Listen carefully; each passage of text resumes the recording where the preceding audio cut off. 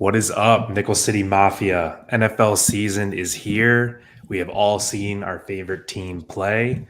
Hopefully, you have seen your favorite team win. I did not. I made the trek from Baltimore to Kansas City to see my Ravens lose in heartbreaker by a toenail to the Chiefs. What's up, Jeremy? Your team's 0-1 too. Commanders not Yes, looking so but hot. an expected 0-1. An expected and 0-1. Jaden looked good, so I'm not too mad about it. Fair enough. It's going to be quite a rebuild. It's been working for a long time, but we'll see. But yeah, week 1, excited. Everybody's back. We got some points on the board. Teams, you can see if your team's good or bad after week 1. We could talk about some real stats now. Yeah, you said the key word, I think, points. We've Yeah. been waiting for months and months and months just talking about projections and team building and strategy, and all of that just goes completely out the window once you have points scored. Now it's like, oh, wow, we were idiots. We don't know anything. So we're going to have to decide, this week, do we be patient and, really try to let the players that we believe didn't come through? Or, do we just say, no, I'm going with the hot hand and the guys that are actually scoring points? Remember, points are the only thing that gets you wins, right? It's not a belief, something like that. So you ready to start breaking it down? Yeah, let's go. Game 1, Yeah. your So Ravens.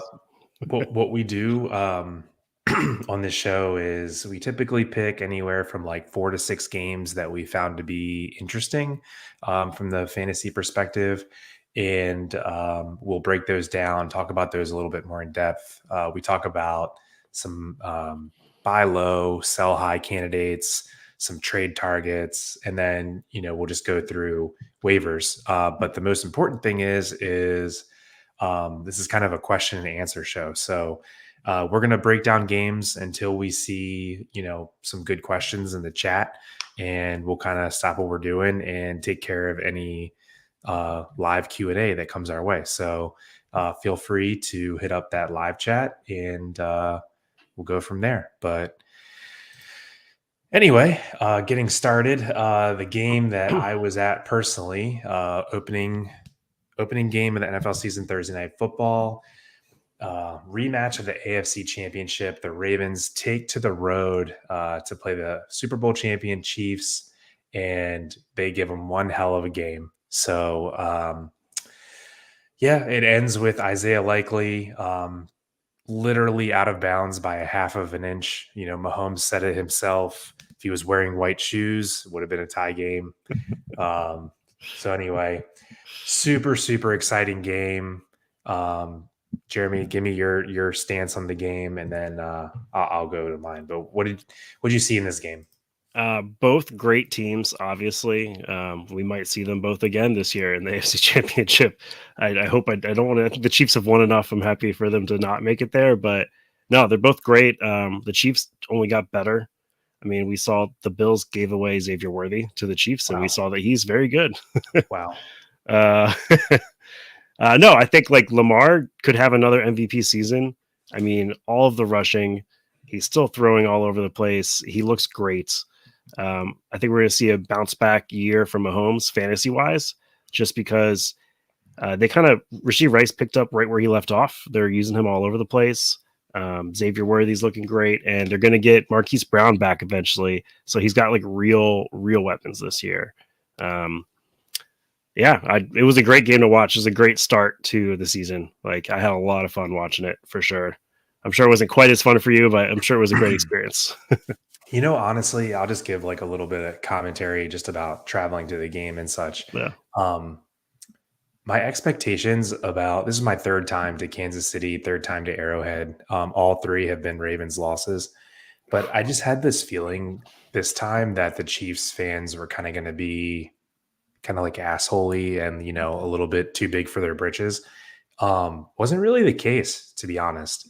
Okay. I went with a big group of people, about 100 Ravens fans, and most people had really pleasant experiences. The stadium created an absolutely electric environment.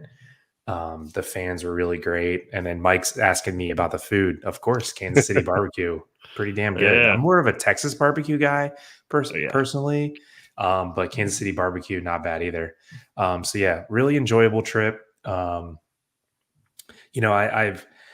been an avid Ravens fan for a really long time, and my mood gets, my mood is affected rather easily from the Ravens winning or losing. And for some reason, even being there in person, I just didn't get too down on this one just because I think the Ravens played really good. I think they're playing the best team in the NFL on the road, opening night, and they were right there to the last play. So not too bummed about it.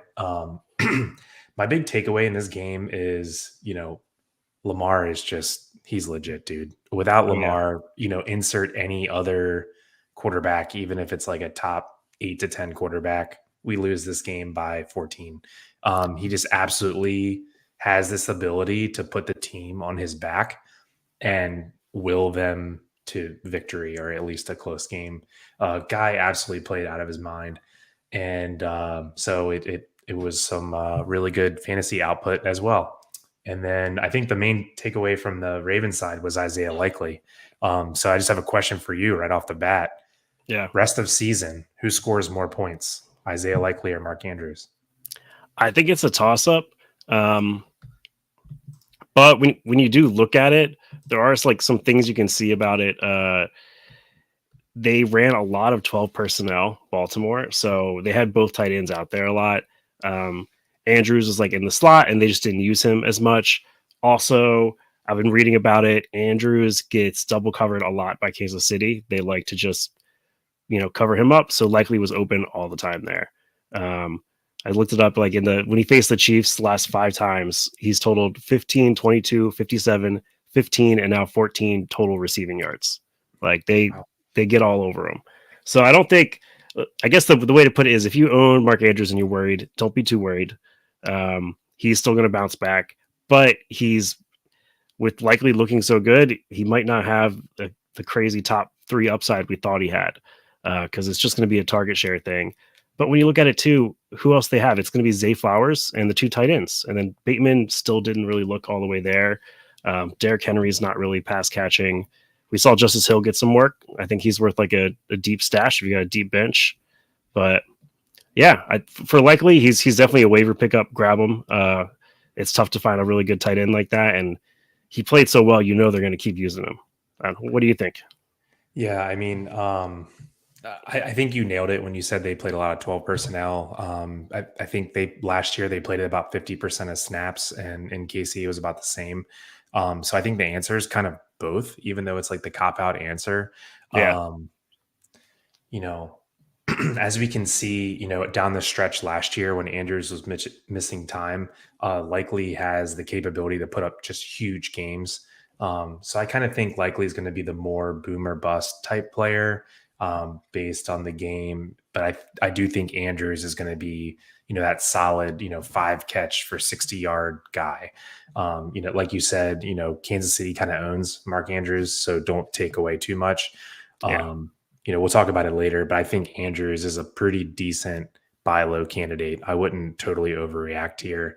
If someone wants to give you Andrews for, I don't know, who was a good, I would probably trade like Brock Bowers for Andrews. I would trade David Njoku, Pat Fryermuth, something like that. yeah, I don't know. If someone wants to sell low on Andrews, I'm buying all day, just yeah. based off. I agree. Yeah, he's a good buy low right now too.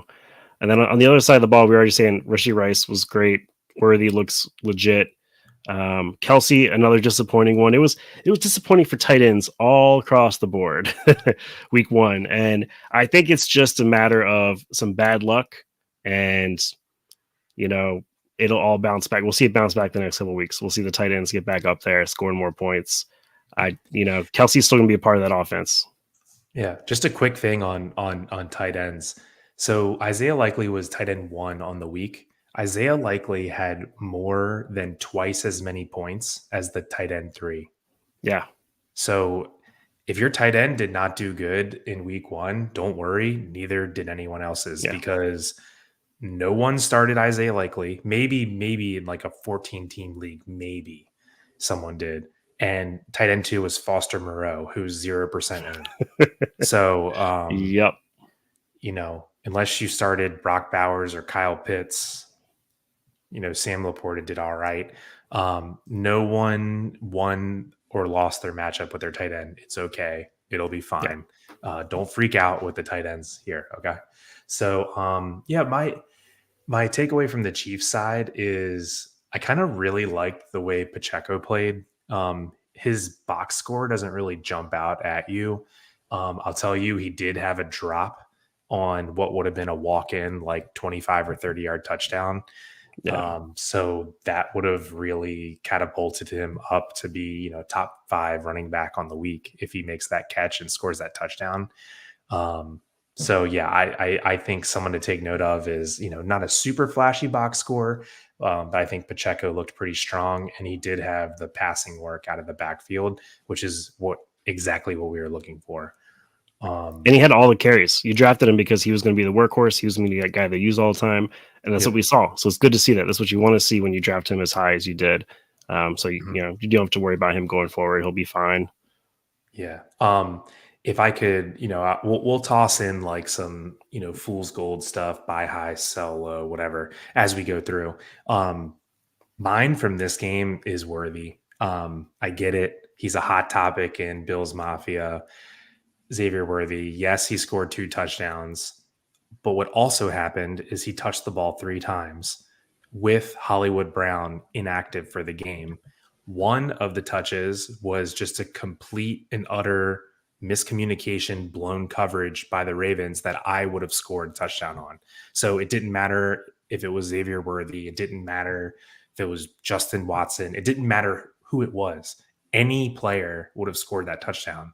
So I'm a little bit discounting that. What I'm trying to say is if someone in your league wants to overly freak out and say Xavier Worthy is Tyreek Hill, like I want him no matter what, I think you should trade him. So that's kind of where I'm at with it. Hollywood Brown is coming back. Rashee Rice is the target hog here. Kelsey is going to have much better games than this. What's your thought? Am I dumb for saying this?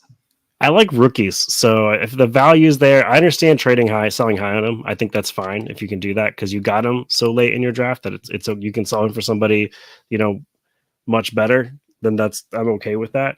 But I think they're going to continue to use him in these ways where he can score and he's quick and I think he's good. We do have a quick trade question from Yeah, Chandler I'm there. with you with Worthy. Like rookies are exciting, but I Yeah. think if you can get the right price, like a preseason, like top 12-ish receiver for Worthy, I think I'm doing it because Yeah. of the concerns I had before. So, Chandler, thanks for the question, man. He says trade Olave for Henry. My running backs are Zeke, Ford, Mostert, Javante, CMC. My wide receivers are Debo, Evans, Rice, Olave, Wandale, Robinson, and Thielen. And it's a PPR. So I'm assuming this is like redraft, and I have Henry and Olave ranked pretty evenly. So, and I actually have Derrick Henry as like a buy low for me right now because he didn't have like an amazing game, but he's gonna have more great games. He's phenomenal. I understand with like Mostart is out; they've already announced this week. CMC, we have no clue. It'll probably be another game time thing where they announce it right before the game. Uh, so I kind of feel you there, wanting to kind of fill that gap. And your other wideouts are great. You're starting Debo, Evans, and Rice every game. And Wandale So Robinson had a nice little game too. I'm I'm yeah, I'm doing this, dude, because yeah. I'm a little shook with the CMC stuff. Whenever they mention Achilles, you never know, man. They said It's he's not a candidate for IR, but yeah. It was a weird. They've I been don't really know. weird about the situation. Really weird. From like nothing to all of a sudden extremely weird. It's a weird situation. But yeah, I think Olave for Henry is a great deal. You don't have to worry about your running back position for a bit. And if CMC comes back and gets hot, you can trade one of your running backs. Yeah, agree. I think you're not super strong at running back. But once you have Henry and then CNC comes back, you have a really good 1-2 punch there, and you still have nice receivers. Um, I just don't think Zeke is going to be useful. Jerome Ford probably has a shelf life of about 6 or 7 games before Chubb comes back, and Mostert just might not be a thing this year at all. Who knows? So I think you need to shore up your running back position immediately while you have the opportunity. And let's not forget that Chris Olave probably had a top 3 biggest dud performance week 1. I think You know, he'll correct it. I think we'll see that come back. He's too good of a talent, but it is concerning when they put up that many points and Olave is not part of the situation. That's a little very concerning. concerning. Derek Carr looked amazing. I don't, I don't know what's going on there. Yeah, when you score 40 some points and your wide receiver Yeah, one has 1 catch, yeah, not great. So Chandler, thanks, man. Appreciate the watch, the like, and the sub. Any newcomers out there, we'd love for you to like the video and subscribe to the channel. We do this every week, live Q&A. Please stop by, ask us questions. Chandler, if you have another question, we'd love for you to hang around and ask us some more. Thank you. But yeah, Derrick Henry all day for me there. I think he had yeah. a pretty good game. I mean, a lot of the pundits after He the did for sure. I think it's just if you like where you drafted him in like the first, sometimes the first round or second round, you just expect him to have a bigger game, and that's why I think he's like a buy low candidate because like someone that has him might be a little frustrated that he didn't put up more points, which we're going to see him do. I think. exactly, Ravens have Yeah. a young offensive line that's going to take a while to meld, and the Chiefs have a really good defense. Yeah. They did last year, they do this year, so not worried about Derrick Henry in the least bit. Yeah. Anyway, any last things on this game? Or are we moving On to the next one. All right, we didn't even mention Zay Flowers. I, Anyway, I said, yeah, he. Sorry, we could do a quick Zay Flowers mention. Very good at football. Top receiver on the team. There's nobody else besides the tight ends, so you're fine if you have Zay Flowers. yeah, I was going to He's a say good start. eight Good weekly touches. start. Yeah. 8 touches, and 4 or 5 of them were Yeah. manufactured, which I like to see. So Yeah. clear alpha on the team with not a lot of receiving depth. Zay Flowers, really, really nice player. Okay, so on to the Friday game, which was certainly interesting in Sao Paulo, Brazil. Had a few friends that traveled for this one, cheering on their Eagles. Let me see. Before we get to that game, we will take our question. Nick Nation, thanks for the question. Thanks for coming by. Please like the channel and subscribe and hang out with us for a little bit. Nice to have you. I have AJ Brown, Jamar Chase, Rashee Rice, Marvin Harrison Jr., and he's start 3. Harrison. This one's easy for me. I love Marvin Harrison Jr. He's amazing. He'll bounce back and be fine. But this week, Rashee Rice, easy start. Rashee Rice. He's going to do well. Like Kansas City is going to do well. I agree with Jeremy. KC's got, I think, like Cincy, who got beat by New England. So yeah, I think Rashee Rice is going to have a good game. Yeah, correct. Don't overthink this one. Marvin Harrison Jr. Don't worry about Harrison. The 3 points was rough. I have him too, and I was worried. I think they're just still figuring things out there. It was a weird preseason where teams didn't play all their starters for most of the games. So I think some teams are feeling the kind of lack of that practice, like real game practice. And I think we'll see Harrison bounce back the next few weeks. And rookies do this. Rookies take, time to get into the mix of things, get things going. But for this week, definitely, you've got a really strong wide receiver room. AJ Brown, Jamar Chase is amazing right there. And then add Rashee Rice, you're great. Agree. Yeah. Harrison had, probably the most disappointing week. Olave was up there, but Harrison was certainly up there too. But this is a slam dunk for Rashee Rice. I think he is a borderline wide receiver 1 after we saw the way that Kansas City used him in week 1. So thanks for the question, Nick. Appreciate that. Good luck. Let's see. Chandler, another question. Would you start Ford or Zeke this week at RB2? I feel like Zeke will do how he did in 2020, where he gets 15 touches and always find that 1-yard TD. Ford is good, but Watson is just ass. I can't disagree with you there, Chandler. Watson is ass. I'm going Jerome Ford here over Zeke. I've got him comfortably by about 10 spots or so ahead of Zeke for this week. I think it's a good matchup against Jacksonville. And Zeke, I feel with Dallas, it's tough to know. I think you're right about Zeke getting that 1-yard touchdown in the red zone for sure, but it's tough to know how much work he's going to get, how Dallas is going to do. I just think Ford's the safer bet. He's got a higher floor, and he could go off too. It's very possible. Yeah, He's I'm with definitely you. better than Pierre Strong. I'm not worried about Pierre Strong like taken away from Ford. Agree. So it's Ford comfortably because Watson is ass. I think they'll lean on the running game a little bit more. You cannot have Exactly. Watson throwing the ball that many times. He No, just no. looked absolutely horrible. Nick Nation, Titans fan. That, that was rough last week, man. No worries. You can hang out. It's all good. I don't know, man. What's We'll wrong with Levis being a will bounce tight? back. Mr. What's Mayo and his what's coffee. what's wrong with being a Titans fan? I don't see anything wrong with it. They have Wow. a young, exciting, new, fresh offense. I actually dig the Titans this year. I'm excited to watch their games. I was excited, and that first game was just a little rough to watch, but I'm Yeah, they'll heavily get there. invested in Titans best ball, so I'm hoping they Yes, turn it yes. around. Nowhere to go but up.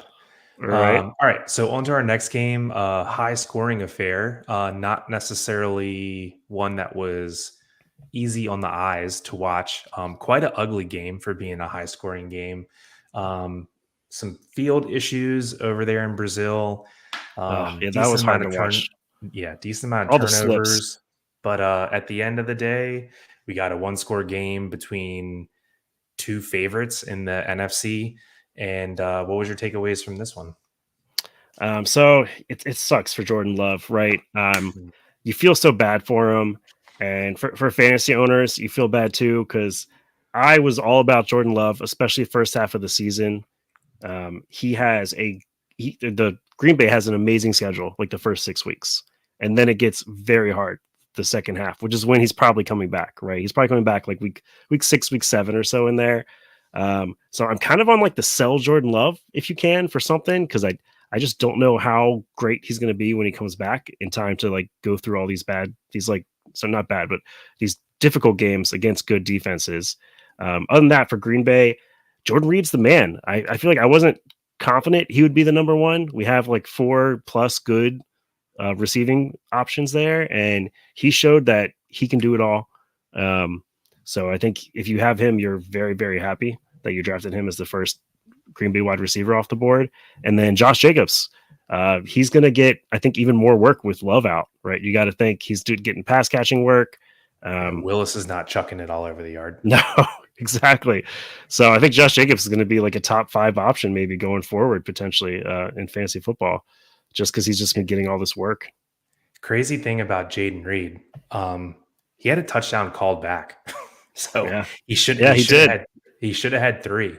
So Jaden Reed is just straight wheels up.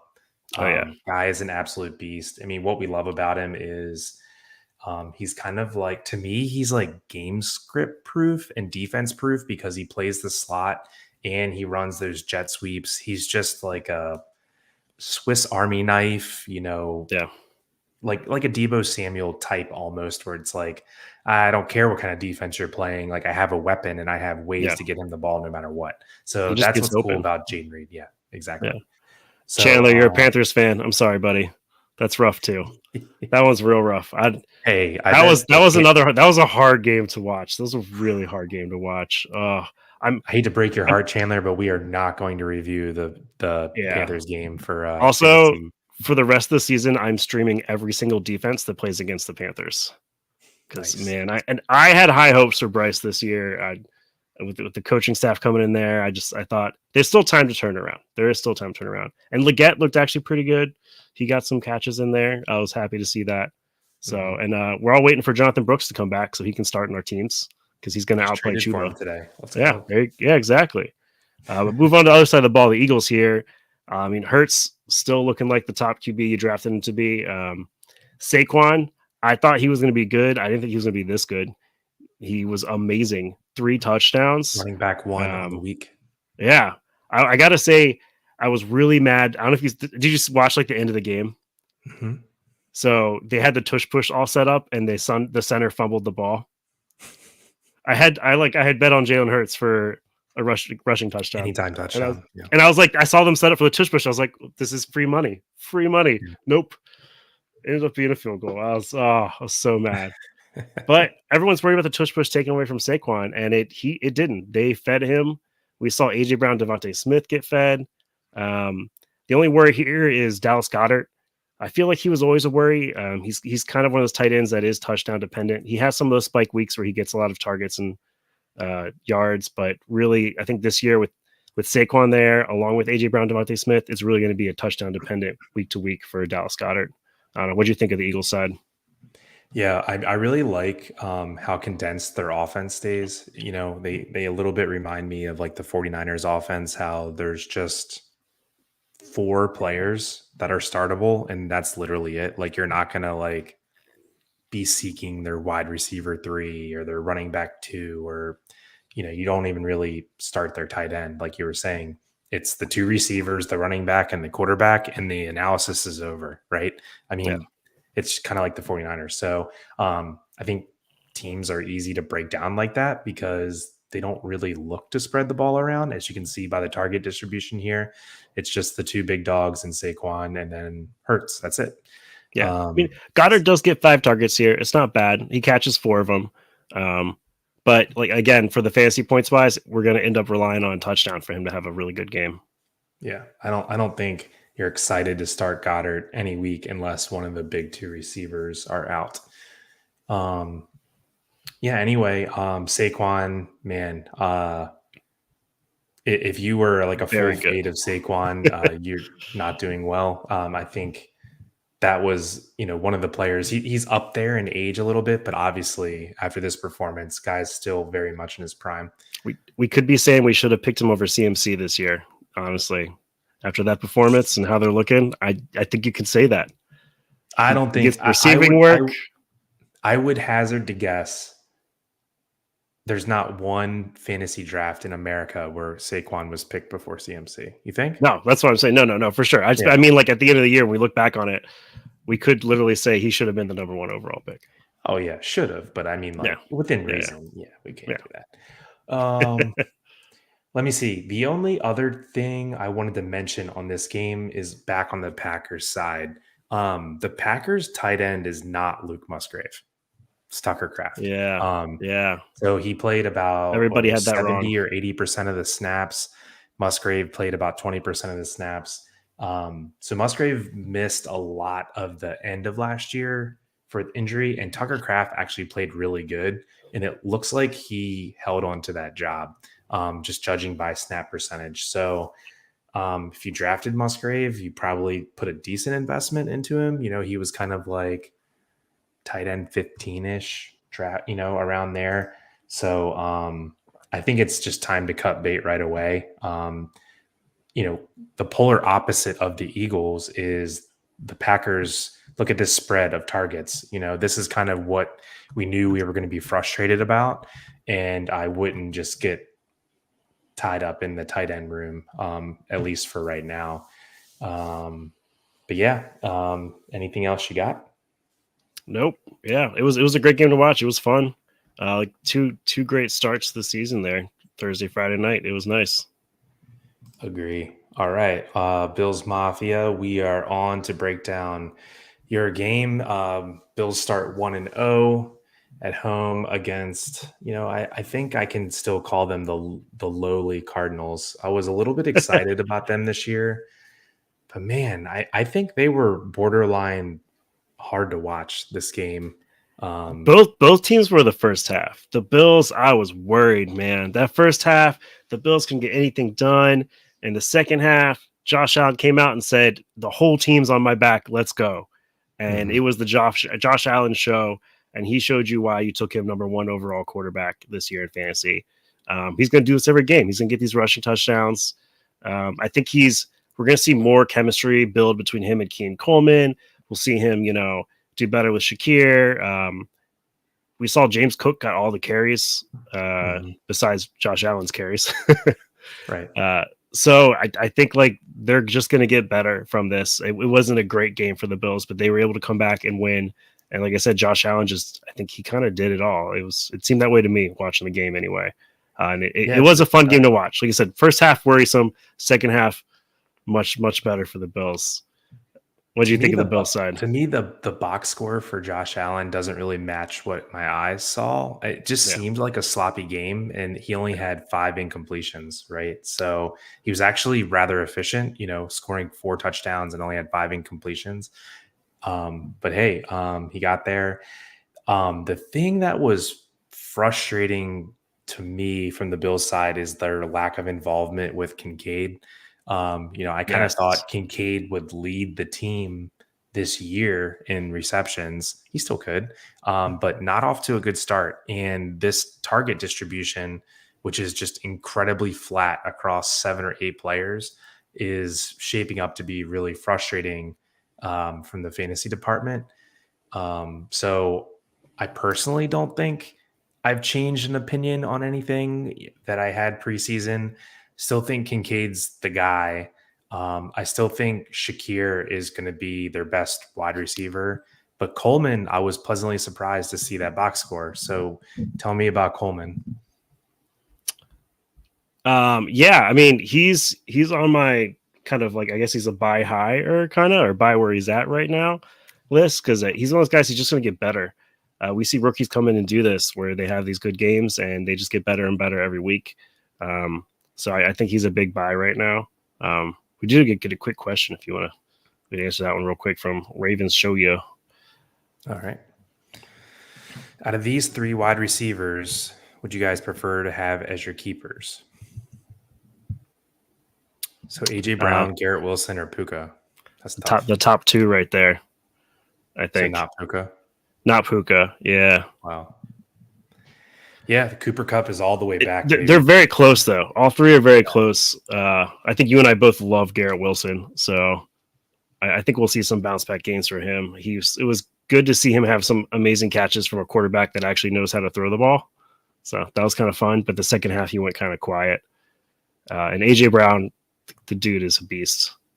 Yeah, I feel like he's perpetually underrated, AJ Brown. So yeah, agree. AJ Brown, Garrett Wilson. Yeah. Puka, but those 3 are all very close. You can't go wrong, honestly. Depending on how your keeper system work, if it's like where you drafted them or something, then pick the 2 you drafted later. Yeah, I know different keeper systems are different. Yeah, that's a good point. And the Puka injury. Actually, we'll talk about that game later. We don't need to get into that.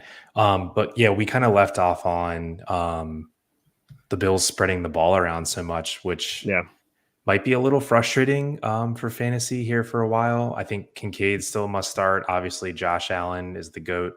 And James Cook had over 100 total yards. I think the frustrating thing was Josh Allen, sniped 2 touchdowns from touchdowns. him. Yeah. So, yeah, which is going to happen. We expected that. Yeah.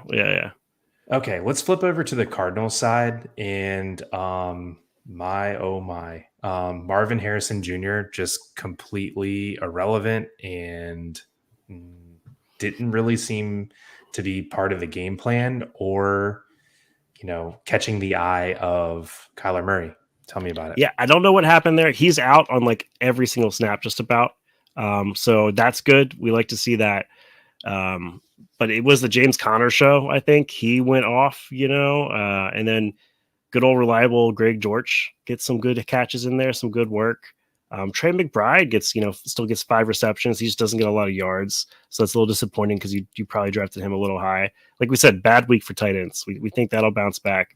And then I was talking earlier about Marvin Harrison Jr. He's going to be fine. Give him a couple weeks.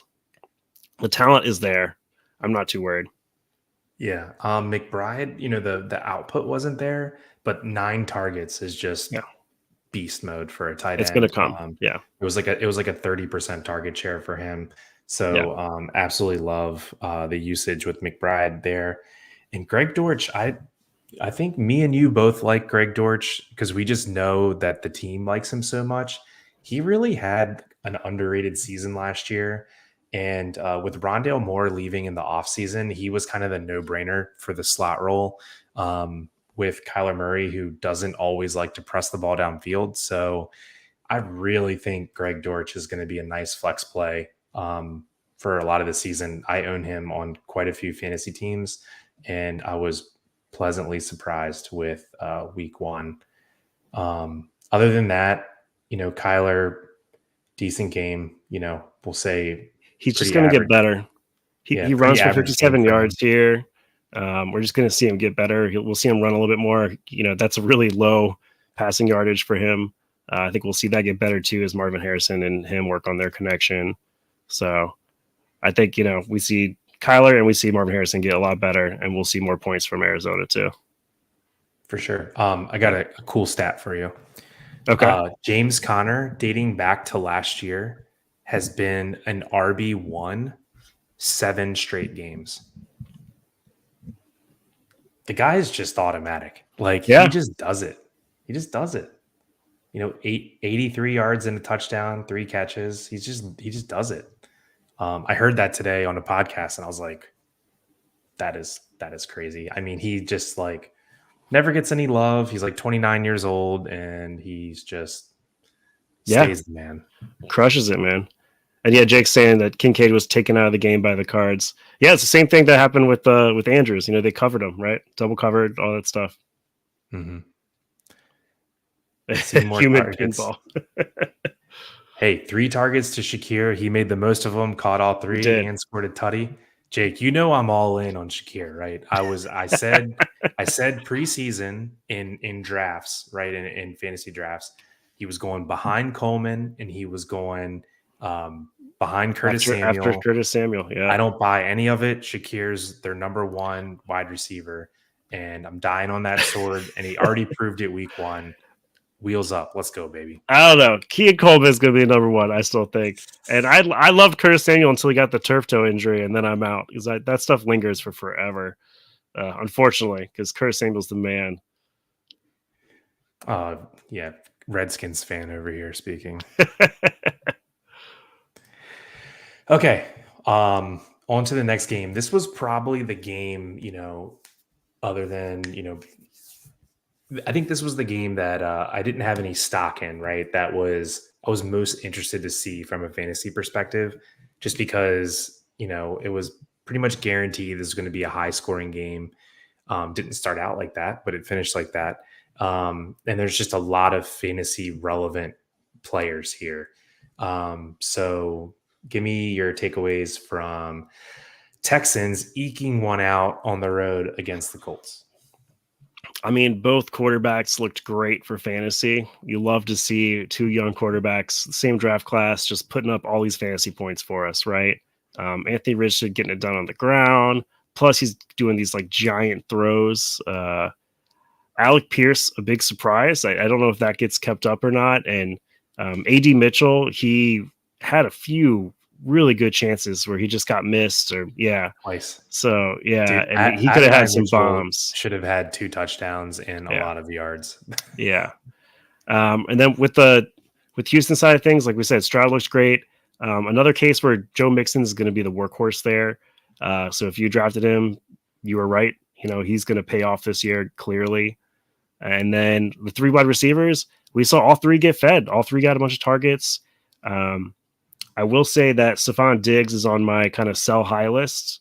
I just think a lot of his targets were he's in the slot. He's getting a lot of these like short slot targets. You're not going to get these touchdowns every game. For him, it kind of seems like you're going to need to get a touchdown every game from him in order to get for him to be worth it. So if you can sell him for, kind of equal value, or if you need a running back, sell him for a good running back, I think that's cool. And Nico and Tank are, I think, just going to continue to do better and better. Nico, legit alpha status for sure. Oh yeah. Nico he is without a doubt the one. Cool stat on Diggs. I don't remember exactly how many air yards he has, but it was less than 10. It was like 7 air yards. Yeah. It was really low, which is like really hard to do, right? Yeah. So the A dot was really low.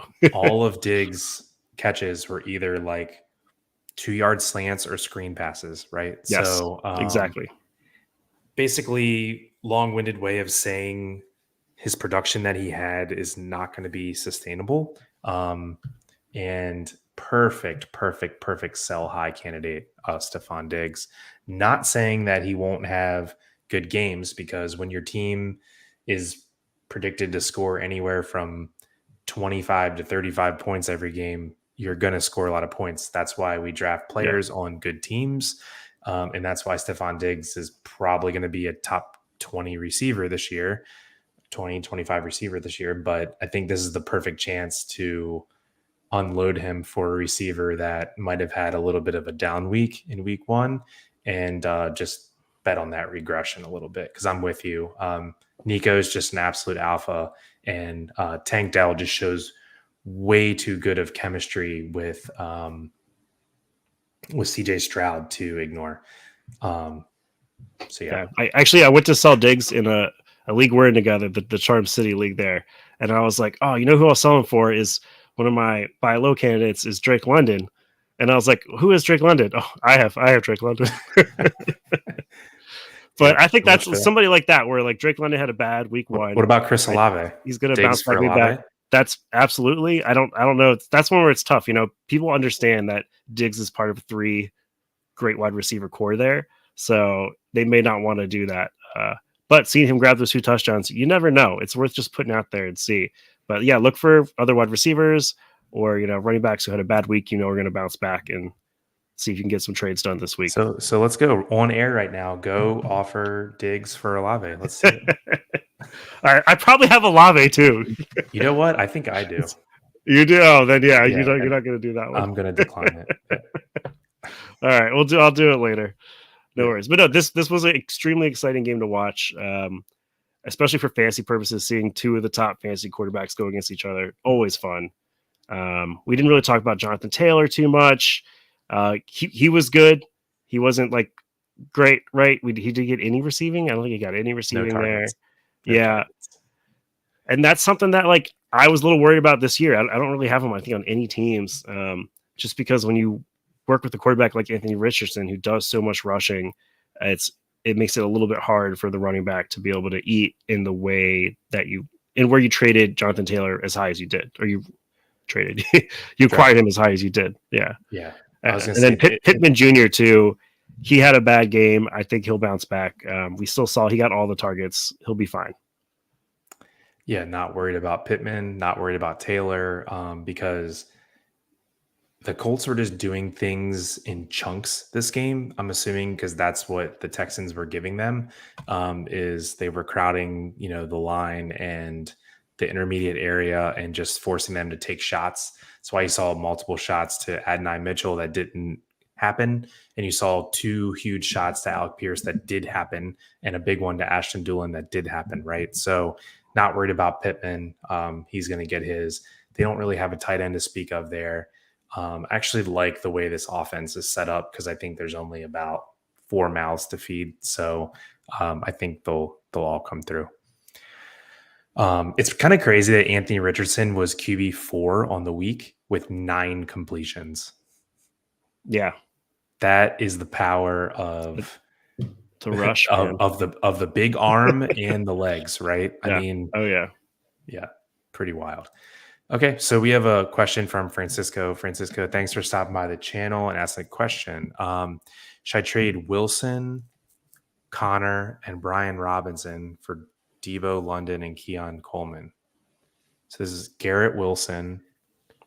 It's a big boy trade. That's James rough. Conner and Brian Robinson. So Garrett Wilson and Debo, I mean, do we kind of just want to say they're pretty much a wash for this? I've got Wilson a decent chunk higher than Debo. Okay. Yeah, I think the talent's there. There's less sharing of the ball there as well for Wilson. Okay. It's tough because I got like Garrett Wilson and James Conner I like a lot. Debo and London I like just like a little bit less than those 2. And then Keon Coleman and Brian Robinson, I like Coleman better than Brian Robinson. So I think it's a pretty close trade there.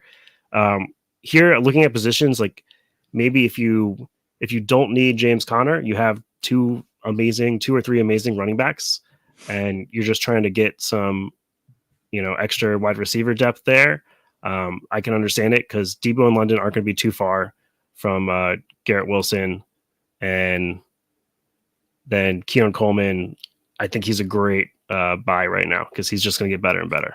So you got Mixon and Taylor. Yeah, I like the Debo side then. Then yeah, I got to go for the Debo side. If you got Mixon and Taylor, that makes sense. 2 wide receiver and 2 flex.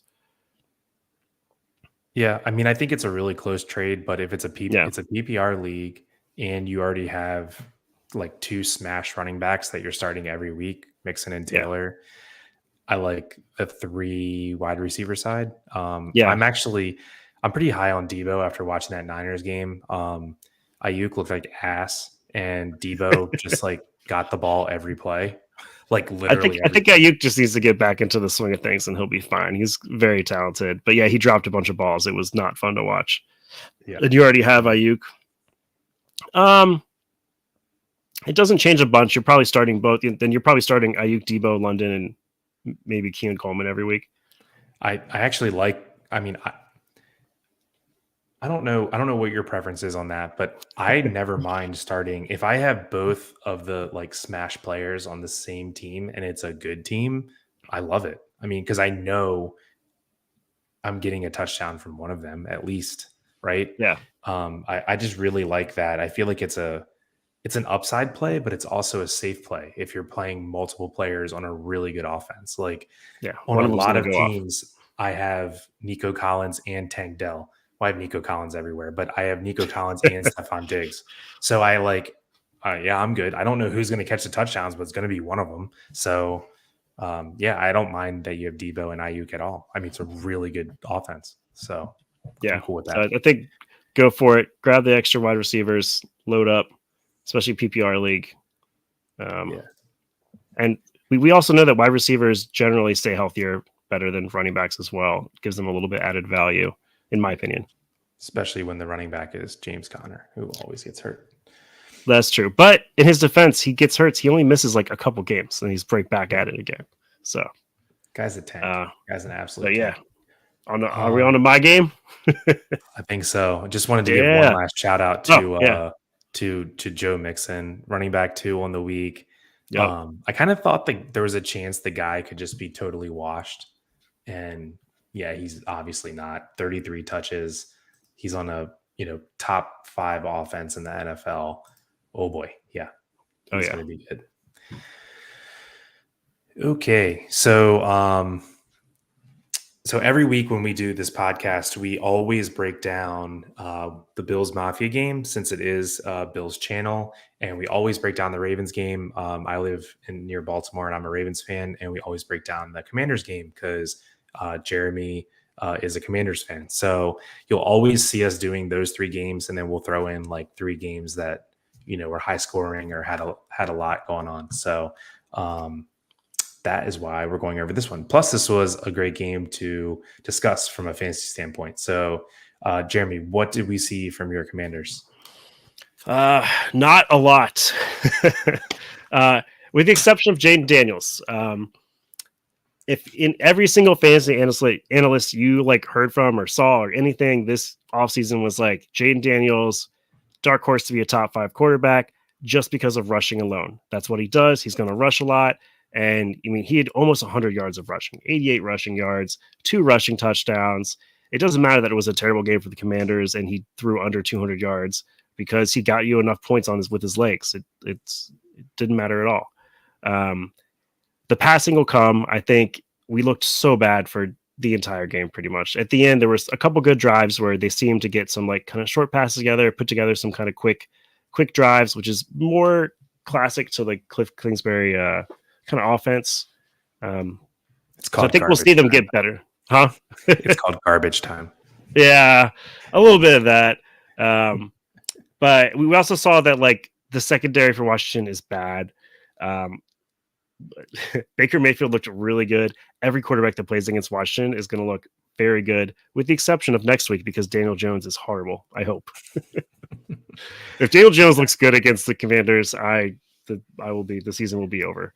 Yeah, it's definitely a defense that you're going to want to attack from the fantasy standpoint. Let me just tell you what my first look takeaway was from the Commanders. So Jaden Daniels, what's he known for, right? He's known for his legs, and at least what I thought is he's known for his accuracy. Better yet, his deep ball accuracy. Mm-hmm. Please explain to me why the 4 people with the most catches are running back, tight end, and slot receiver. Terry Guys, should be at the top of that list. I don't know. I know what's we going gotta on open there. it up. We need Terry McLaurin getting And more who else? targets. We need There's nobody Diami else. Brown. That's the We need problem. Diami Brown at least doing his best to stretch the field here. Jamison Crowder, just like, come on, that was like 6 years ago. Let's move Yeah. on. We need to I didn't open even know it he up. was still on the team. He caught that pass. This I was like, we didn't cut him. I was like, what? this is the most Yeah. uninspiring group of pass catchers I think I've ever laid eyes on. This Yes. is bad. This is They really know bad. it's rough. Adam Peters there. He knows it's rough. There's this You can't great do this to a interview. rookie quarterback. This is No, this is torture right here. they So know it's rough. They know they're working with it, and they know it's going to be a losing season. They're going to work on Jaden Daniels and work on the offense, and we'll start the rebuild process. But on the Buck side of things, we saw Rashad White get all of the carries. His backup Bucky looked good. It was in garbage time. That's where he got pretty much all of his carries were in garbage time. So but he did look good. But for the most part, when they were playing, Rashad White got everything, which is what you want to hear if you're a Rashad White owner. And then Chris Godwin making a comeback. He's looking great. And Mike Evans he's the guy every year. Every year we draft him later than he should be drafted. And every year he shows you like, hey, I'm like a top 15 wideout in the NFL every single year. 1,000-yard Mike every year. That's what he yeah, does. has he ever not got 1,000 yards? It's like 10 straight years with 1,000 yards. He's Something ageless. crazy like that. Yeah. Yeah. And then the kind of like the guy to watch for in this game was actually Jalen McMillan. He has separated himself as like the clear number 3 wide receiver, I think, for Tampa Bay. He's one of my like waiver wire pickups. Just stash him and kind of see, because you never know if something happens to Godwin, something happens to Evans. He's immediately into a great role there, and I think he's already going to be potentially some flex appeal if he gets some touchdowns and stuff. If you have a deeper league, I'm all with that. He had 80% snap share, which is just wild for a rookie drafted in the third or fourth yeah, round. I don't know. So obviously the team loves him. He also had a touchdown called back. And then yep. he also, I don't know if you call it a drop or an overthrow. You know which one I'm talking about when he It was ran the like, wheel yeah, route. it was like at the tips of his fingertips. He probably should have caught it. I don't know. So No, Jalen the first one McMillan. he overthrew him. Actually, that was a little bit overthrow. There were a couple there. Yeah. So Jalen McMillan, there was 3 touchdown possibilities in this game, and he had an 80% snap share. Yeah. Blame it some on the Commanders' horrible defense, but make no mistake of it, dude is legit. I think he's definitely a priority waiver ad this week. Love that We got guy. a, Going to be great. we got a question from Harry here. Can't wait for the game tomorrow. Yeah, Bills Dolphins tomorrow should be a great game. I'm pumped for that one as well. And then should I start Ayuk in my superflex over Bryce Young and Daniel Jones? That Oh boy. dude, Oh boy. those are horrible decisions to make. I think yeah, right? I think he has to. Oh boy. Daniel Jones, my Commanders are very bad. You probably should start Daniel Jones. Malik Neighbors could just go off in the secondary. I don't. What do you think? I think you're supposed to go quarterback with this. I guess my first question is how good is your team if Ayuk's not in your starting lineup or like your regular flex? That's fair. So I want to know who you're starting over Ayuk to have Ayuk be the super flex decision. So that's my pushback there. But between the 3, I think Ayuk is the safer play, but I think Daniel Jones does have the upside because So I think definitely not Bryce Young. it's definitely not Bryce Young. That's an Right. easy. Just rule out Bryce Young completely. Mhm. Yeah, you might. Yeah, I'm kind of surprised Ayuk isn't starting anywhere for you too, because I've got him pretty decent this week. He's up in like a top 15, 18 wide receivers this week for me. Yeah. So So anyway, I'm surprised he's Harry, not starting somewhere else. But hit us back and tell us who you're starting over Ayuk. yeah, I think I think I would probably start him in the super flex. Daniel Jones just looked like cheeks. So yeah, let's not go there. I think it's sad that it's probably going to be close between the two of them who scores more points. Right. So But anyway, like I said, Commander's secondary not good. So, but he might make them look good.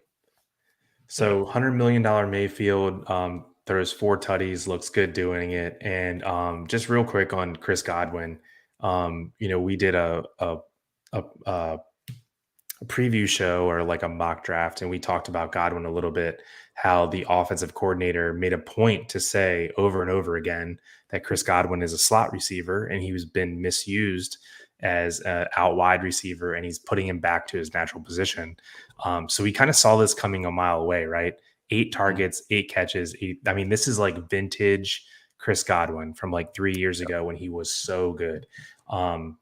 Love me some Chris Godwin. He's like the most unsexy player ever, but he always produces. So really happy to see that.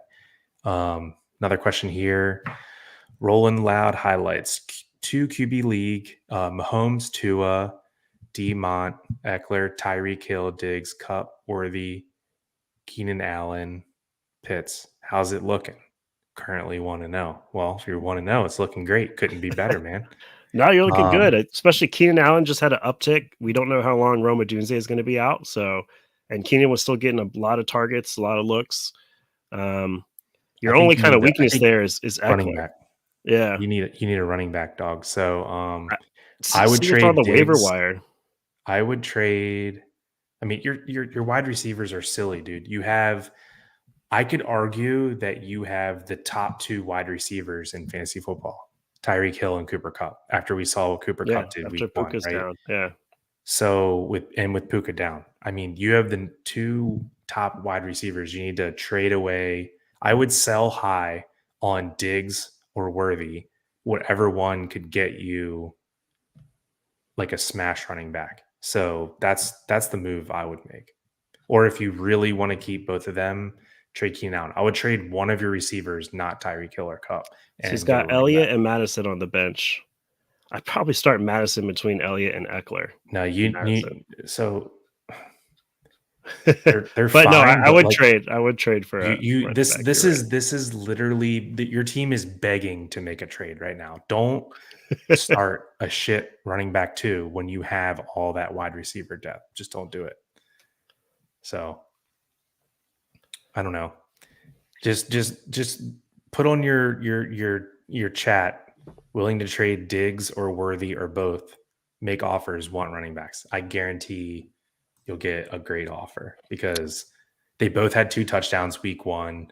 They are both on my sell high list. This needs to happen. It might happen live on the stream. You never know. All right, Harry got back to us. He's got a great team there. All right.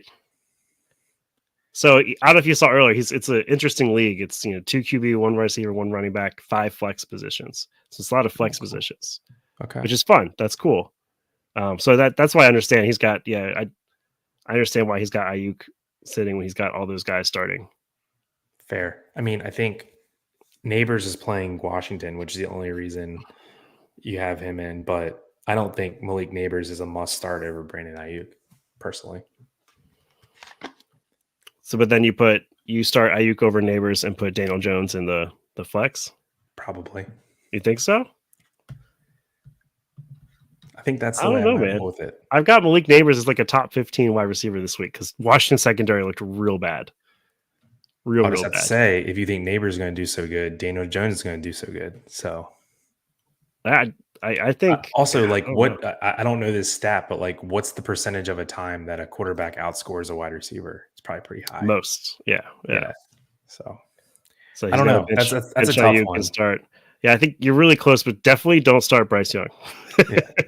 But the answer is definitely it's close between Ayuk and Daniel Jones. Flip a coin, I would say at that point. Ayuk's the safer probably pick. Daniel Jones could put up like 5 points.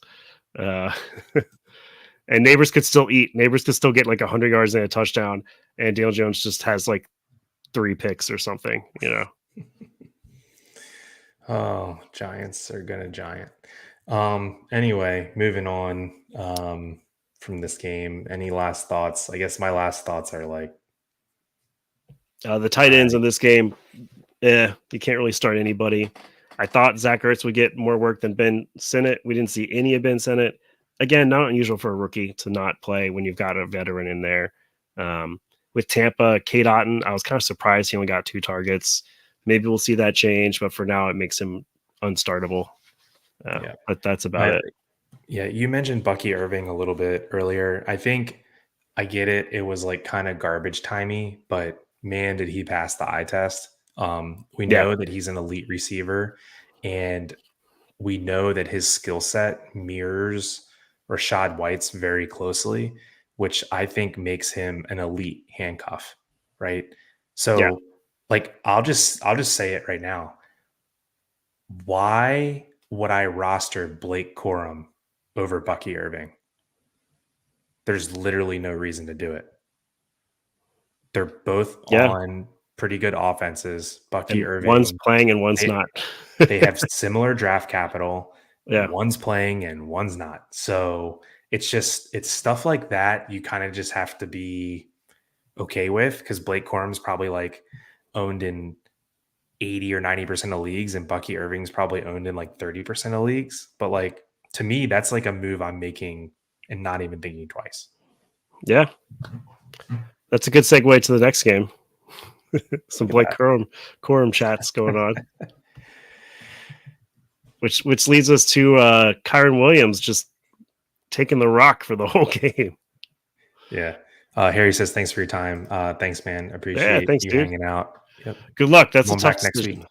I'm sorry I can't just. I really want to say just do one or the other, but uh, Yeah. So on to the Sunday night or Monday night? Sunday night football game. mm, Really good game.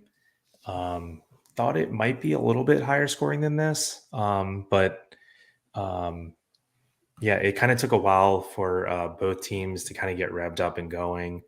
Um, but yeah, some lots of talent on both of these offenses, and you can just tell each of these teams has quite a high ceiling when it comes to scoring points and doing it quickly. So let me know what you saw.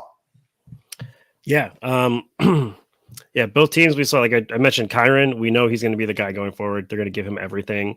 The Puka injury sucks so bad. So excited to see Puka do well this year. But it means we're going to see Cooper Cup get these crazy stat lines where he gets like 14 receptions for over 100 21 yards and points. yeah, and like a one or two touchdowns because the guy is just great at getting open all the time.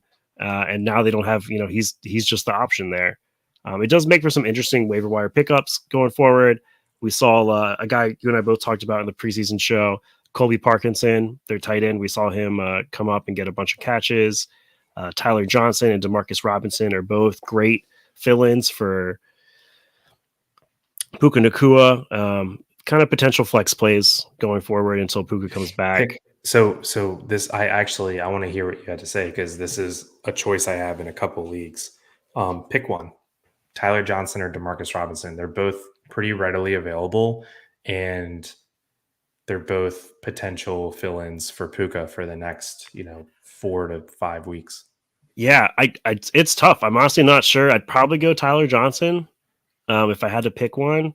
I think he's a little bit more readily available because some people put Demarcus Robinson on their bench. Uh, so he's one where you can probably get him in every single league, Mhm. and it's probably each week just going to be a pick one or the other that gets more points. Yeah, agree. Puka, they're saying 4 to 6 weeks is the last I heard, right? Yep. Yeah, Yeah, and that's, a knee injury that there's mixed reports, right? Whether it's a re-aggravation or a new injury. I've seen both. So anyway, he had a knee problem in training camp, and now knee problem again. So I hope we're not looking at an injury prone player here. For as talented and as fast as he kind of emerged in his rookie year, would be sad to see. But anyway, this basically, if the season started today, Cooper Cup is a top 3 pick. I mean, he yeah. looks like the old Cooper Cup. 21 targets is just absolutely silly. And it didn't really have to do with game flow either. I mean, that's just what they're doing. So You just give him the ball. Yep. just give him the ball. Stafford threw the ball 49 times, which is just insane. But yeah, we love to see it. And yeah, just to close out the receiver situation. I think Demarcus Robinson is just who I would lean if I had to pick one because Yeah. he had 80% of the snaps, and that was with Puka playing the first part of the game, right? I think Tyler Yeah. Johnson didn't have a role at all. Um, Also, Tyler Johnson's like a fourth or fifth year player that's never really amounted to anything until this game, really. Yeah. Yeah. So I don't know. I think there's a little bit of a facade here. So Marcus Robinson for me, if you had to pick, but Colby Parkinson, tight end one, and probably not looking back for a while. Higbee's not due Yeah. back for a while, Yep.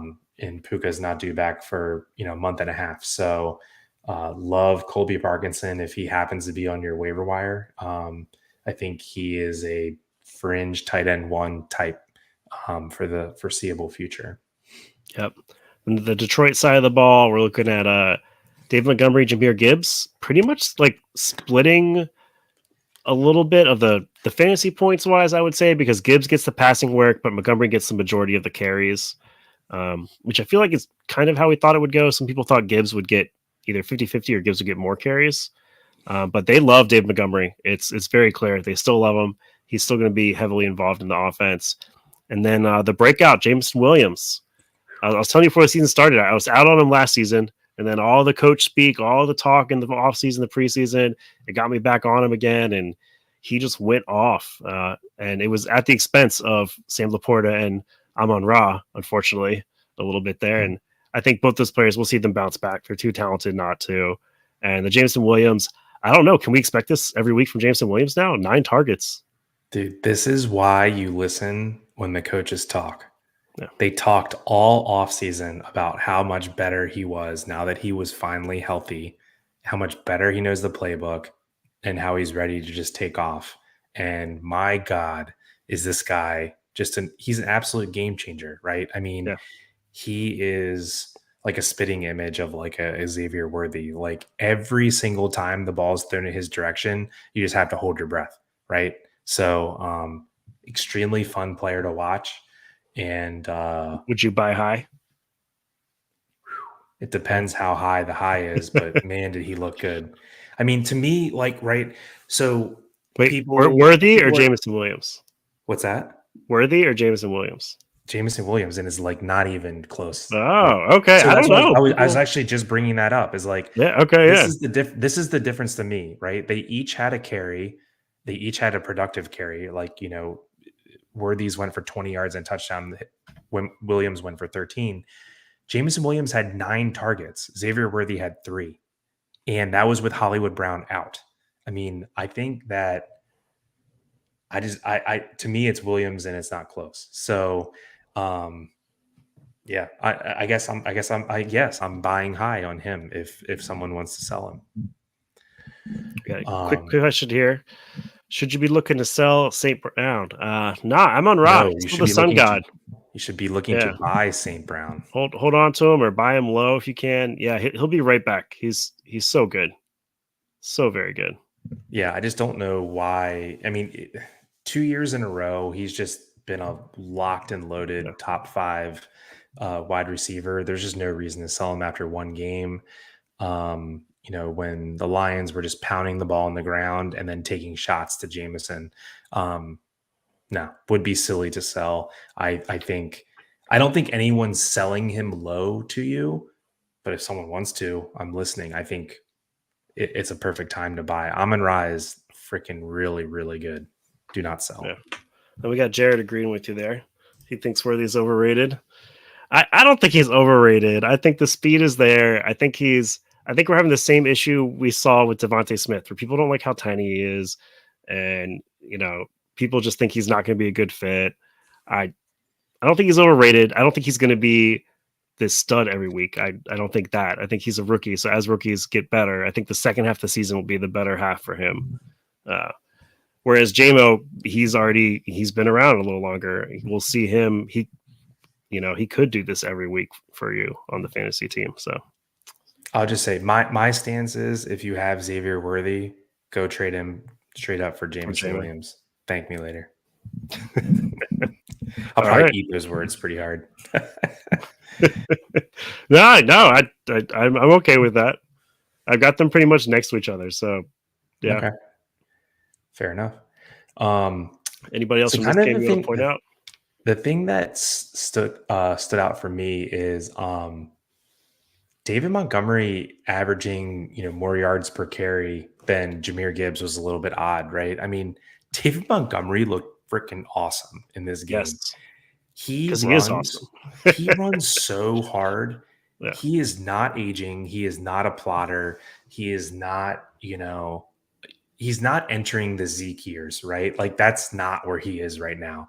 He no, is explosive. He's tough. He's just perfect for this team. and the coaches love him. And the coaches love him, and he's a goal line god, and Yep. he is not getting out of Jameer Gibbs' way. So Gibbs is still amazing and looks awesome in his own right, and is probably the next Alvin Kamara.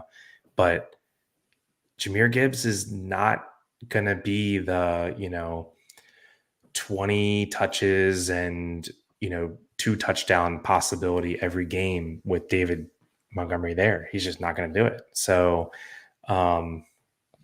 yeah. So As long as he keeps getting the passing work, he'll be fine though. If he's getting, no, four receptions a game, and he turns one of them into a long run, you're fine.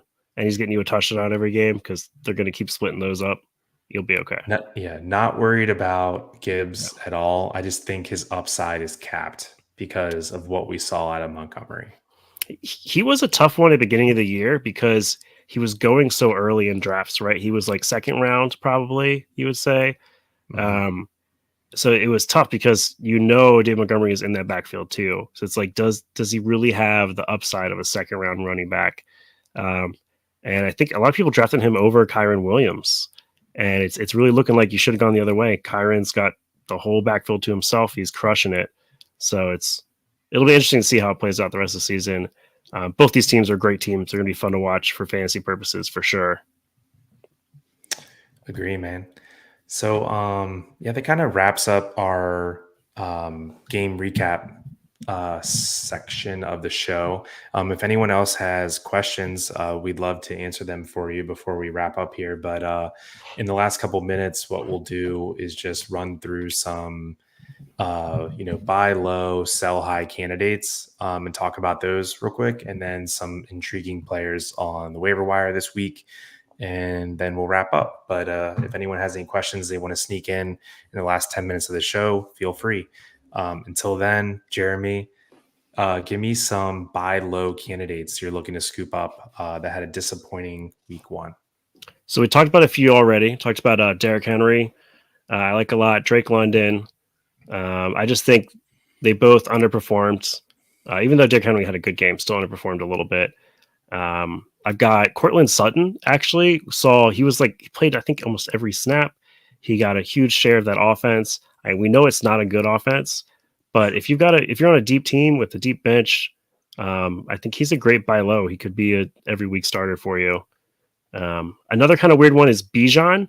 It's kind of the same strain as Derrick Henry, where he had a good game, not a great game. So if like the owner is worried about him, he's just going to get better and better and better and be awesome. And then I've got a couple more here. Keon Coleman, we talked about with the Bills. He's another one. He's a rookie. He'll get better every single game. And Amari Cooper, he had a terrible game with Cleveland, but we'll see some better games from him. The targets will come, and hopefully Watson can still at least sort of throw the ball. Yeah, I really like the call on Bijan. I'd call that like a buy high, right? I mean, Yeah. I guess. Or a buy at value, I guess. Buy at value. Yeah, right. Yeah. Kirk Cousins looked so incredibly bad. I don't know how Bijan doesn't get 25 touches a game every game at least, right? So love that call. And Drake London, I hear you. I'm a little bit shaky on that one though. Man, it would depend on the price because maybe Cousins is just, a little gun shy coming off the Achilles injury, but and I know the Pittsburgh defense is good, but he looked just next level bad. Yeah, I think they'll figure it out, hopefully.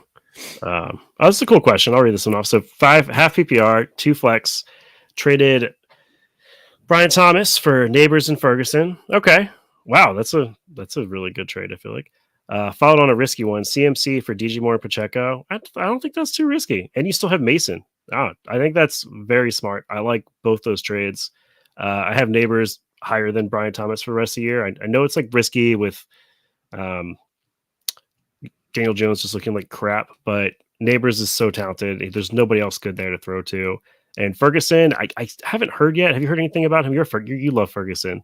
How long he's out for, or Yeah, what the deal is? it's a MCL sprain. Yeah, So that's like anywhere from 1 to 3 weeks usually. that's not too bad. In the meantime, I did have a Schoonmaker on my waiver wire ad just because Dallas loves their tight ends. He's going to get all the balls until Ferguson gets back.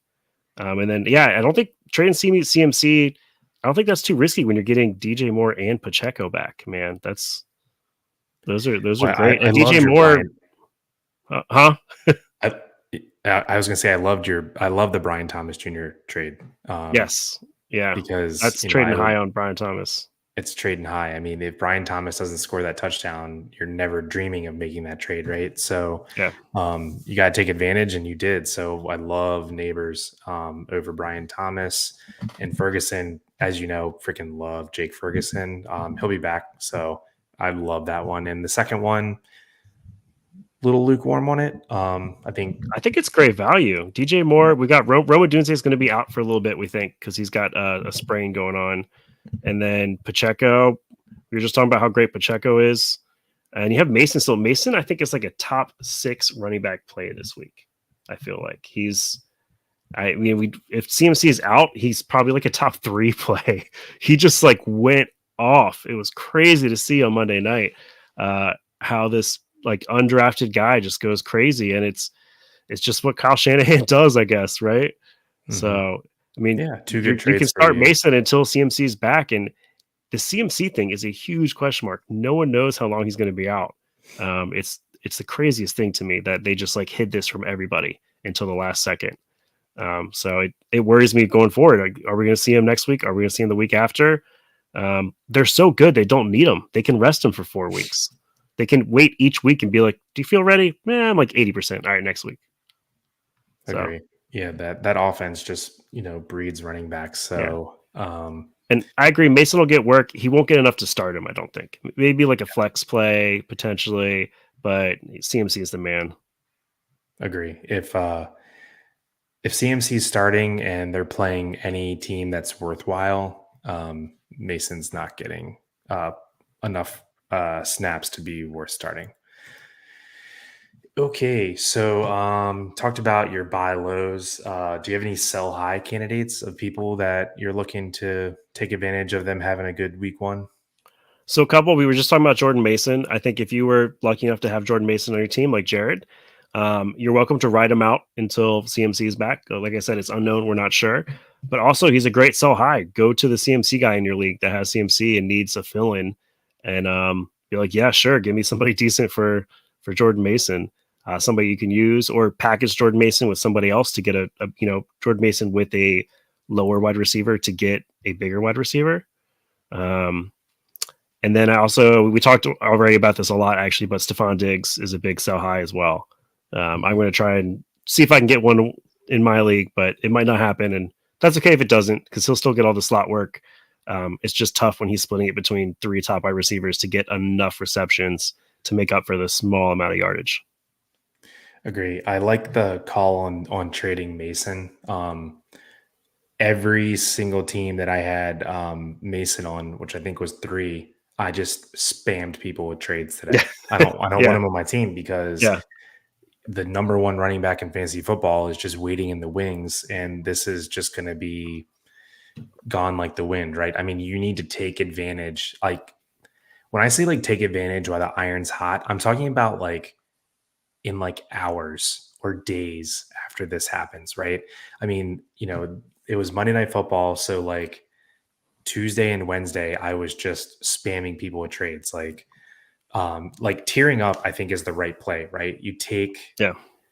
You take a Stephon Diggs and you add a Mason and maybe another piece. that you don't really care about, and you try to go get Amon Ra, or you try to go get Marvin Harrison Jr., or you try to do something like that. Yeah, no, You Marvin Harrison add, Jr. Maybe the owner's worried. That's a great one. Yeah, Mhm. you're right. Yeah, Right. or So Neighbors, Malik Neighbors. He just traded for Neighbors. Same thing. Yeah, exactly. So, take advantage of these players that you weren't expecting much out of, and you get like a spike week from them. And I almost always try to move them. I mean, every now and then you'll get bit, right? I mean, if they end up putting CMC on, IR, and he doesn't play for 4 to 6 weeks, and Mason does yeah. great, okay, like no big deal, because you probably got good value in return and tiered up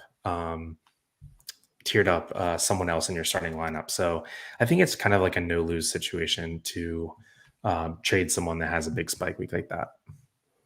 Also, you do not have Chris Olave in our league, so I just sent off Stephon Diggs for Chris Olave just to see what happens. Godspeed, brother. Yeah, just you Cool. never know. So Who knows? yeah, you never know. So And I yeah, think I have Neighbors in our league, but I'll see who has Harrison and send the same thing because why not?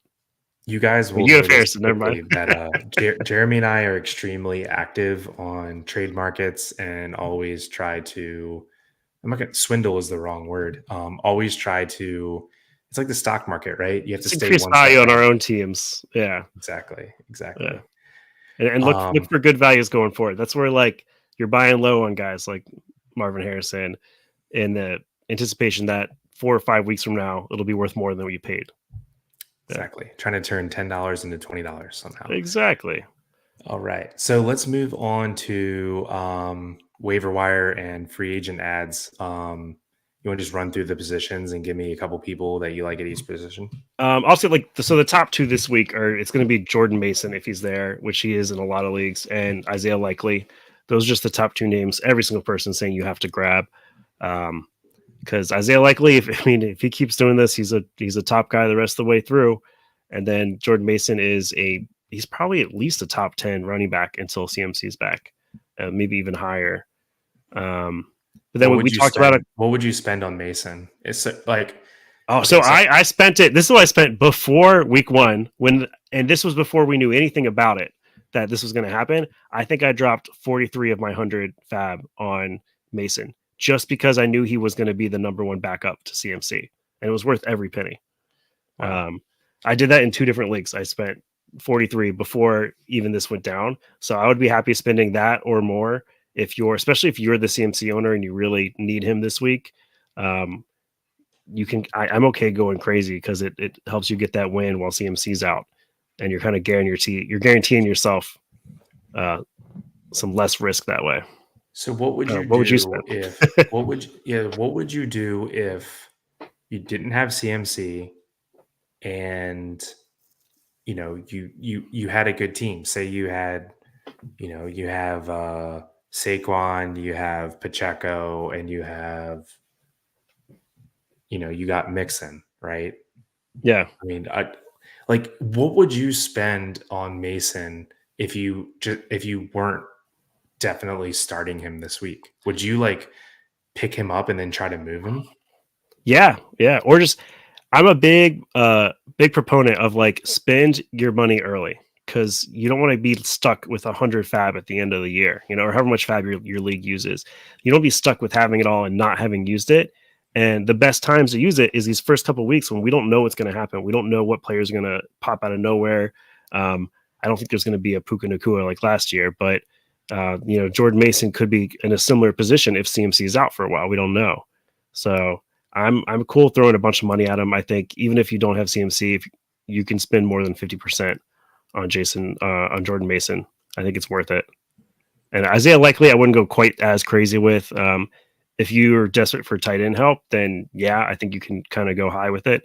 But otherwise, maybe like 30% or so for Isaiah Likely because he could be a top 5 tight end rest of the way.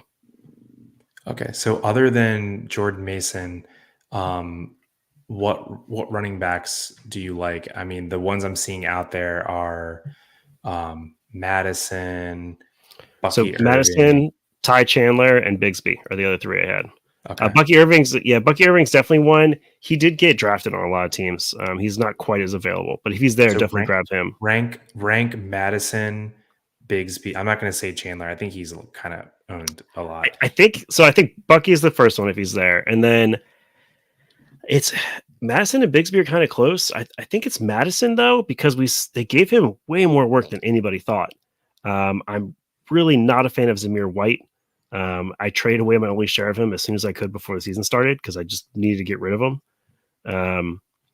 So I think it's Madison, then Bigsby, and then Ty Chandler because Ty Chandler is going to get some work in there, and if anything happens, he's fits into the number one role easily. Yeah. So I love Madison. I like Madison preseason because I think even if he's not the guy, he's going to have a role because Zamir White can't catch. Yeah. So Madison has a role regardless. And Dylan Laub didn't even dress, I don't think. I don't think he was a factor in the game at all. So I like Madison for the third down role regardless. And I think he has a chance to just be the guy. He's done it before on Minnesota. He can do it again. So, yeah, I'm kind of digging adding Madison personally. Bigsby and Bucky Irving have kind of cemented their stance in being like legit handcuffs. Like if their guy goes down, they've shown already in week 1 that they can be the guy. So that is really cool to see and worth spending a roster spot on. And I will be doing that everywhere I can. Bigsby also got like real game time like usage, which is what puts him high and like along with Madison getting a lot of it, but Bigsby actually got real game time usage, which is what we thought we were going to see last year and we didn't. So seeing that this year, it makes me think like he could have potential flex value going forward. Which Bucky, I don't know if he'll have any flex value unless something happens to Rashad. Yeah. So dropped J.K. Dobbins for A.D. Mitchell. Oh, that's rough. Nobody knew, right? They told us, they kind of made us think Gus the Bus was going to be the guy, and then J.K. he pretended like he didn't tear 2 ACLs. Yeah, we didn't talk about that game, but man, J.K. Dobbins looks sweet. Yeah. That's unfortunate, man. But even though Adonai Mitchell didn't have a great game, we were talking earlier about how he had tons of opportunity. Yeah. Just kind of got overthrown twice on would-be touchdowns. If he caught both those two, you'd be happy that you did that. Maybe I don't know. Exactly. You'd be like, I'm okay with it. Yeah. So yeah, sorry you did that. It happens. Yeah, for sure. Let me see. Would you trade CMC for what's going on, and who would you consider trading for? So that's a good question. I guess you're kind of have to trade down with CMC a little bit, right? His value is down a little bit here. You could try to kind of put together a package. Would you trade CMC for Joe Mixon and Malik Neighbors? Yeah, if the person will do it. Really? I think that's a good trade. Yeah. Okay. What about... I'm pretty high on Malik Neighbors, though, so... Would you trade CMC for Ramondre Stevenson and Marvin Harrison Jr.? No, I don't like Ramondre this year. He looks good. So good. New England scares me, the whole offense. I'm kind of out on him. What about... I think if you want to do like another Marvin Harrison, it would be like Marvin Harrison.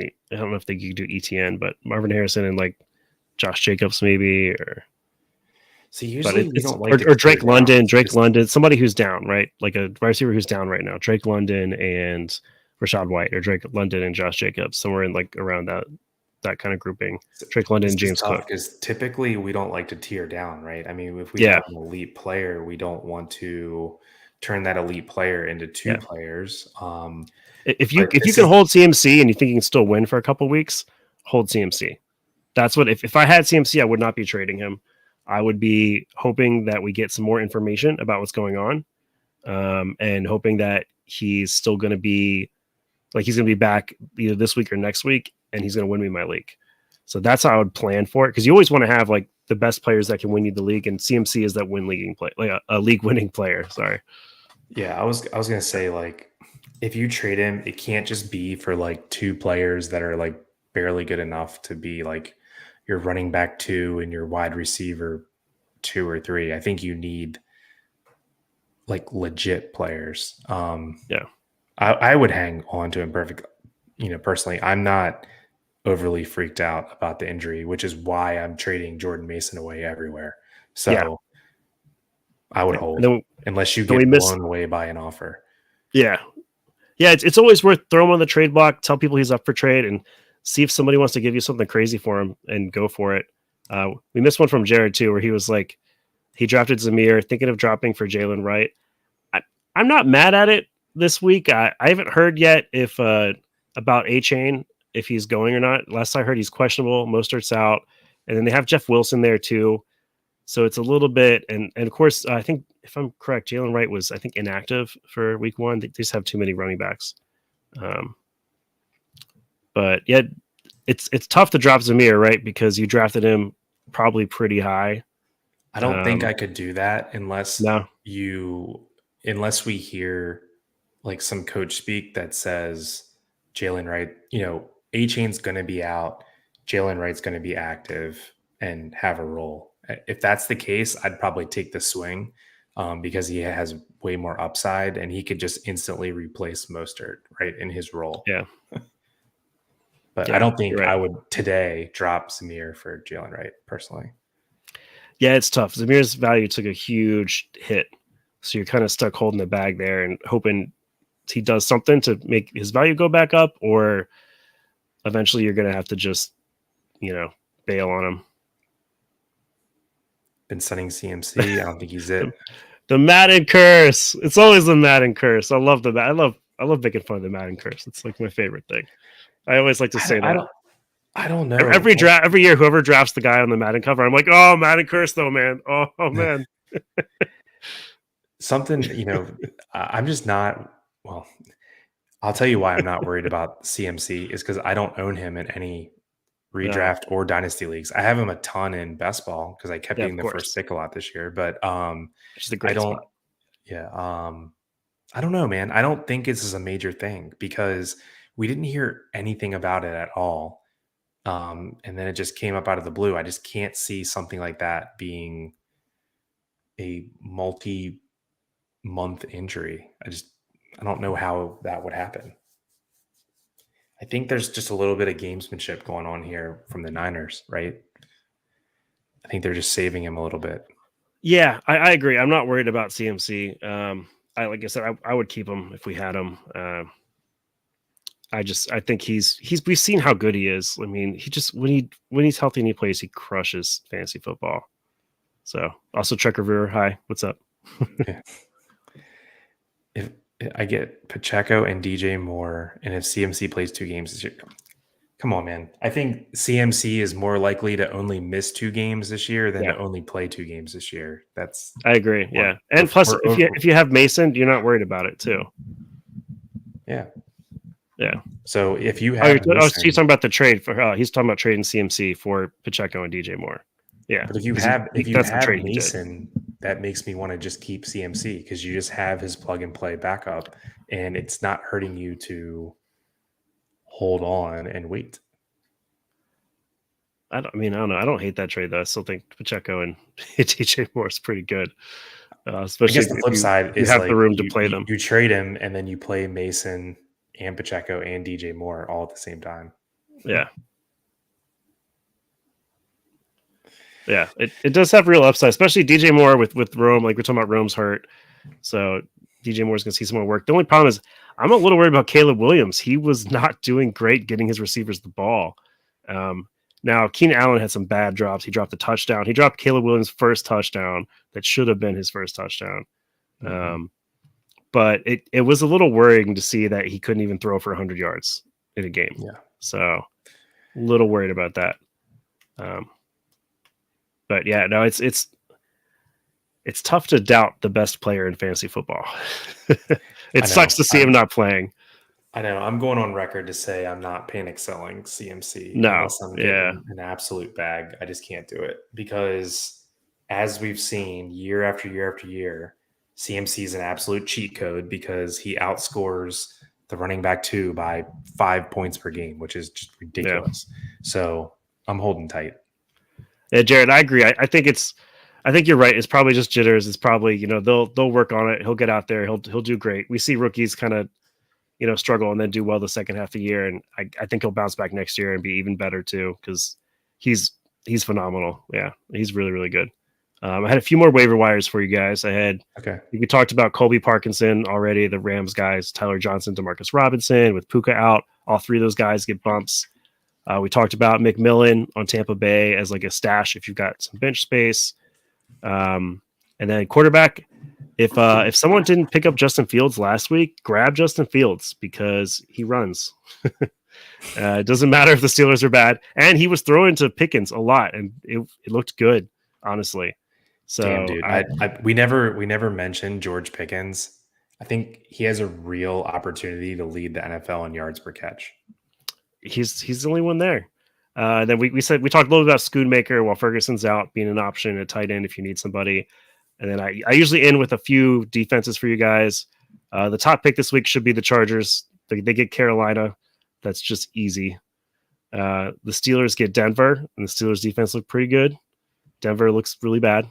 And then the Chiefs get Cincy, and that one I feel like has opportunity to get burned, but Cincy just did not look good, man.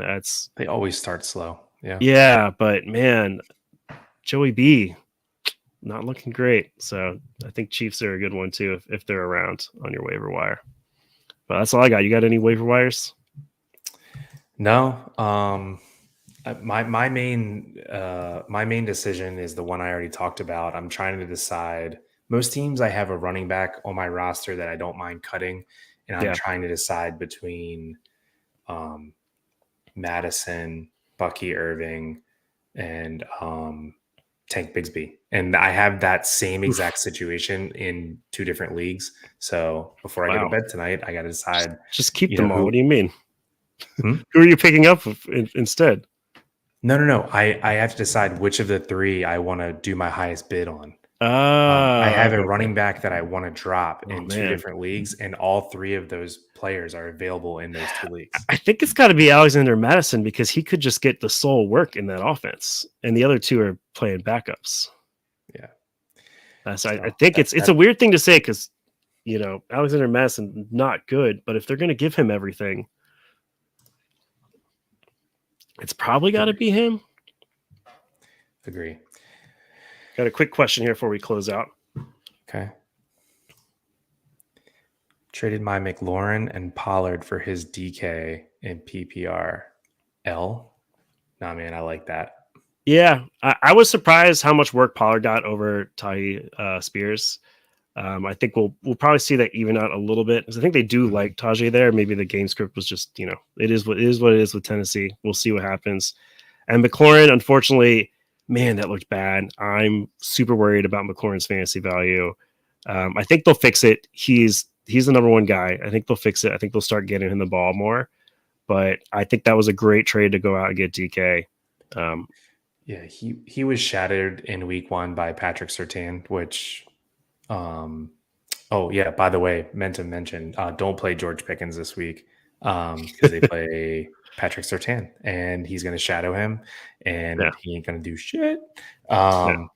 So, but no, I like trades like this, like little tier up trades. I mean, I think you're a little bit overpaying for DK because Pollard looks to have a solid role, but I still don't mind it just because it's like a little mild buy low on DK. So, really, really worried about Commanders offense. And this is a good way to you're getting out of 2 offensive situations we don't love, and you're getting into an offensive situation that we do love. So, yeah, I like this. Yeah, I agree. Good job, JK. Yeah, man. Cool. We'll call it same time next week. Same time, same place. Same bad time, guys. Same bad channel. Yeah, but appreciate you all. Please like the video. It helps us a lot. Please subscribe to the channel. That helps us even more. And we do this every Tuesday or Wednesday, usually Wednesday. We always post it on Twitter. And just give this channel a follow, and you'll know when we're about to drop the video. We love taking your live questions. And we really appreciate you guys coming to hang out. Have a good night and best of luck this week. See you later. See you.